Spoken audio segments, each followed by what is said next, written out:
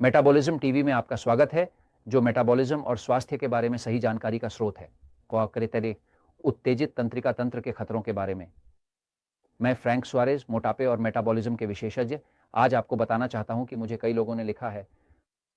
मैं उन्हें बहुत धन्यवाद देना चाहता हूं, क्योंकि हाल ही में हमने एक लाइव इवेंट किया था जो मेटाबॉलिज्म टीवी के 67,000 सब्सक्राइबर्स को पार करने का बड़ा जश्न था। धन्यवाद, धन्यवाद। जॉर्ज और मैं आपको धन्यवाद देता हूं और हमारे पूरे स्टाफ की ओर से। लेकिन आज मैं आपसे कुछ ऐसा बात करना चाहता हूं जो मुझे कई लोगों ने लिखा है, यहां तक कि उन लोगों ने भी जो उस कार्यक्रम में शामिल हुए थे, जो एक बड़ा कार्यक्रम था जिसे उत्सव कहा जाता था, मेटाबॉलिज्म धीमा के खिलाफ लड़ाई का महान उत्सव। आप इसे YouTube पर देख सकते हैं। ये एक शानदार कार्यक्रम था, लगभग 100,000 लोगों ने भाग लिया। ये एक अद्भुत चीज थी और आप इसे देख सकते हैं। वहां बहुत से सवालों के जवाब दिए गए हैं। 1 घंटे और 45 मिनट का समय था। वाह, लोगों के सवालों का लाइव जवाब देते हुए। ये अब लाइव नहीं है, लेकिन आप देख सकते हैं कि क्या पूछा गया और क्या जवाब दिया गया।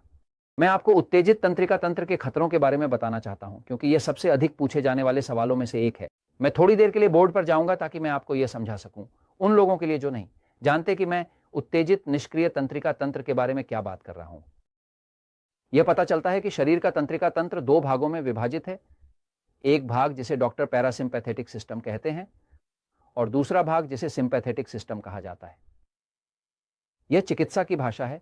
मुझे चिकित्सा के शब्द पसंद नहीं है, मुझे सरल शब्द पसंद है और मुझे चीजों को समझाना पसंद है, जैसे कि मैक्सिको में कहते हैं पेरिटास और मैनाजानिटास, या जैसे हम प्यूर्टो रिको में कहते हैं अरोज हैबिचुएला, या अन्य जगहों पर एरोज और फ्रिजोल्स, एरोज और कराहोटा में सरल भाषा में। तो मैं पैरासिम्पैथेटिक तंत्रिका तंत्र को निष्क्रिय तंत्रिका तंत्र कहता हूं। इसे मेटाबॉलिज्म की शक्ति पुस्तक में ऐसा ही कहा गया है, बिना समस्याओं वाली मधुमेह पुस्तक में भी। और सिंपैथेटिक तंत्रिका तंत्र को मैं उत्तेजित तंत्रिका तंत्र कहता हूं। इसका यौन विषय से कोई लेना देना नहीं है, जैसा कि मेरे कुछ मैक्सिकन दोस्तों में से कोई शुरू कर सकता है। इसका उस प्रकार के उत्तेजित से कोई संबंध नहीं है। हम तंत्रिका तंत्र के बारे में बात कर रहे हैं। तो आपके शरीर का तंत्रिका तंत्र हमेशा दोनों पक्षों में होता है, यानी हम सभी के लिए जीवित रहने के लिए निष्क्रिय और उत्तेजित होना आवश्यक है।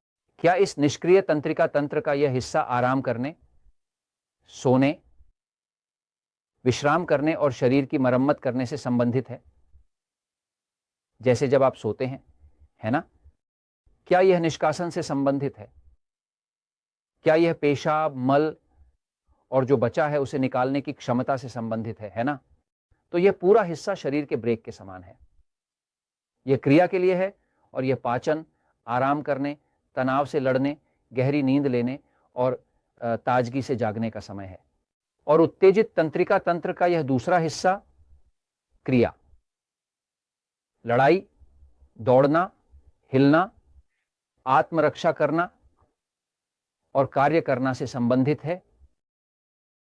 दूसरे शब्दों में यह ब्रेक है और यह एक्सेलरेटर है और आपका शरीर एक कार के समान है, इस अर्थ में कि आपके पास एक ब्रेक और एक एक्सेलरेटर है। क्या होता है, हम में से कई लोगों के लिए, यह मेटाबॉलिज्म में खोजा गया है कि हम में से कई का उत्तेजित पक्ष अधिक सक्रिय है और कुछ का निष्क्रिय पक्ष अधिक सक्रिय है। उदाहरण के लिए मैं फ्रैंक सुआरेज एक ऐसा शरीर है जो मुख्य रूप से निष्क्रिय है, जबकि मेरी पत्नी एलिजाबेथ का शरीर उत्तेजित है। लगभग सभी जोड़े एक निष्क्रिय और एक उत्तेजित व्यक्ति से मिलकर बने होते हैं। अगर आप जानना चाहते हैं कि आपके शरीर में किस प्रकार का तंत्रिका तंत्र है, तो एपिसोड नंबर 199 देखें। ठीक है, आप YouTube या मेटाबॉलिज्म टीवी पर जाएं और एपिसोड नंबर 109 को खोजें, उत्तेजित तंत्रिका तंत्र, उत्तेजित तंत्रिका तंत्र की विशेषताएं, नंबर 199 डालें और आपको वह एपिसोड मिल जाएगा। मैं आपको यह समझा रहा हूं कि आप कैसे 5 सवालों के माध्यम से जो उत्तेजित तंत्रिका तंत्र की 5 विशेषताएं हैं, यह पता कर सकते हैं कि क्या आपके पास यह है या नहीं। लेकिन हर कोई या तो निष्क्रिय होता है या उत्तेजित, कोई भी इस तरह की चीजों में आधा आधा नहीं होता। या तो ब्रेक अधिक सक्रिय होता है या एक्सेलरेटर। मेरे मामले में मेरा सबसे सक्रिय पक्ष ब्रेक है। ये एक निष्क्रिय शरीर है, मुझे सोने में कोई समस्या नहीं होती, मैं पत्थर तक पचा लेता हूं, मैं सब कुछ अच्छे से खाता हूं, सब कुछ मुझे अच्छा लगता है, मुझे इनमें से किसी भी चीज के निष्कासन में कोई समस्या नहीं है। अब जिन लोगों का उत्तेजित तंत्रिका तंत्र होता है, जो कि अधिकांश होते हैं, जैसे कि 60% लोग इस सक्रिय पक्ष को अधिक रखते हैं, तो उनके पास काफी समस्याएं होती हैं। अब इस एपिसोड का नाम है उत्तेजित तंत्रिका तंत्र के खतरों। उत्तेजित तंत्रिका तंत्र के खतरों के बारे में क्यों? क्योंकि यह देखा गया है कि जब आपका सिंपैथेटिक तंत्रिका तंत्र प्रमुख होता है, यानी उत्तेजित तंत्रिका तंत्र, तो यह बहुत अधिक खतरनाक होता है। क्या लगभग सभी बीमारियां जो मैंने अनुभव की हैं, हमारे पास नेचुरल स्लिम है ना? नेचुरल स्लिम में लोग आते हैं। प्यूर्टो रिको में हर हफ्ते 2000 से अधिक लोग आते हैं। मैक्सिको में हर हफ्ते 500 या 600 लोग आते हैं। पनामा में हर हफ्ते 300 या 400 लोग आते हैं। और अमेरिका में हमारे पास हजारों लोग हैं। जहां भी हमारे पास एक प्राकृतिक लिंक केंद्र होता है, वहां पूरे सप्ताह हजारों लोग आते हैं। और अनुभव में हमने देखा है कि जब भी कोई व्यक्ति किसी अजीब बीमारी जैसे ल्यूप्स, मल्टीपल स्क्लेरोसिस, मुख्य रूप से कैंसर या किडनी की समस्याओं के साथ आता है, तो यह हमेशा उत्तेजित तंत्रिका तंत्र की ओर जाता है। यानी जिस शरीर में सबसे अधिक समस्याएं होती हैं, जिसमें अधिक कैंसर और अधिक ऑटोइम्यून और अजीब बीमारियां होती हैं, वह हमेशा उत्तेजित तंत्रिका तंत्र होता है। क्या आपको कभी कभी कोई ऐसा व्यक्ति मिलता है जिसका तंत्रिका तंत्र निष्क्रिय हो, या जिसे ऑटोइम्यून बीमारी हो, या कोई ऐसी बीमारी हो जिसका नाम लेना भी मुश्किल हो, उन अजीब चीजों में से जो चिकित्सा में है और जिनका कोई समाधान नहीं है? क्या हो रहा है? जब एक शरीर बहुत तेजी से काम करता है तो कुछ खतरे होते हैं। व्यक्ति अच्छी नींद नहीं ले पाता, सही से मल त्याग नहीं कर पाता, तनाव में रहता है, कोई भी छोटी आवाज उसे जगा देती है, वह सही से मल त्याग नहीं कर पाता, और हमेशा उसकी पीठ में दर्द रहता है। उत्तेजित तंत्रिका तंत्र एक ऐसा शरीर है जो हमेशा मीठा चाहता है। ये एक ऐसा शरीर है जो मिठाई चाहता है, चीनी चाहता है, और रात में बहुत सारी चीनी की मांग करता है। ये एक बहुत ही कॉफी प्रेमी शरीर है, जैसे जॉर्ज है ना। जॉर्ज तो बहुत ही कॉफी प्रेमी है, बहुत मीठा है, और इस तरह की सभी चीजें हैं क्योंकि उसका तंत्रिका तंत्र उत्तेजित है। मेरी पत्नी एलिजाबेथ भी, अगर वहां मिठाई और खाना है तो संभव है कि वह पहले मिठाई लेने के लिए उठ जाए पहले खाने से, क्योंकि उत्तेजित तंत्रिका तंत्र एक ऐसा शरीर है जो मीठा चाहता है। ये एक ऐसा शरीर है जो कॉफी चाहता है। ये एक शरीर है। इसके लिए कुछ कारण हैं जो मेटाबॉलिज्म टीवी के अन्य एपिसोड में कवर किए गए हैं, लेकिन विषय यह है कि सबसे खतरनाक तंत्रिका तंत्र यही है। जब मेरे पास एक आदमी आता है और कहता है कि उसे प्रोस्टेट का कैंसर है, तो मैं उसे एपिसोड नंबर 199 में दिए गए सवाल पूछता हूं और हमेशा यह पता लगाता हूं कि वह उत्तेजित है, उसका तंत्रिका तंत्र उत्तेजित है।